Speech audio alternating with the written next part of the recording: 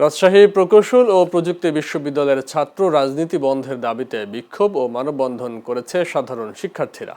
সোমবার দুপুরে বিশ্ববিদ্যালয়ের প্রশাসন ভবনের সামনে এই কর্মসূচি অনুষ্ঠিত হয়।